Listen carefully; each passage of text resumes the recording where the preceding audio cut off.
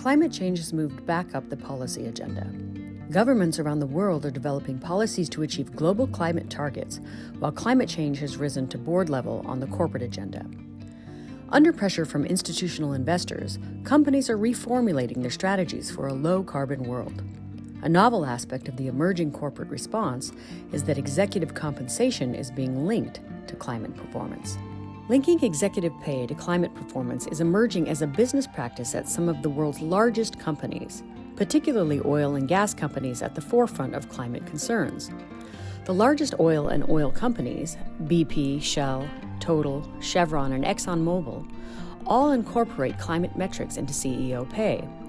There are typically two types of incentive pay: the short-term incentive plan underlying annual bonus payments, and the long-term incentive plan, typically paid out as stock-based compensation.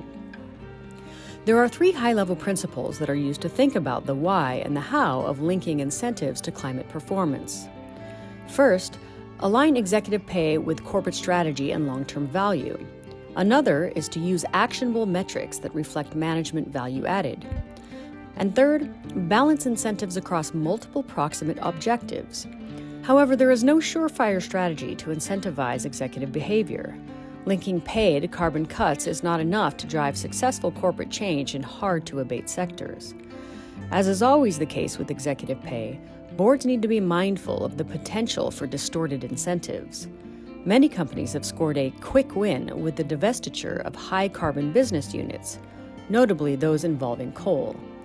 Similarly, outsourcing a polluting activity to a supplier can look increasingly attractive. The global climate benefit of such moves, however, is less clear. The emissions can just resurface under a different corporate roof. So far, the use of climate-linked incentive pay involves a degree of experimentation.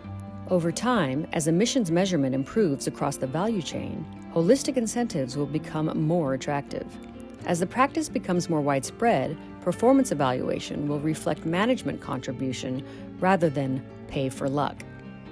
To learn more, read Linking Executive Compensation to Climate Performance by Robert Ritz in California Management Review, Volume 64, Issue 3.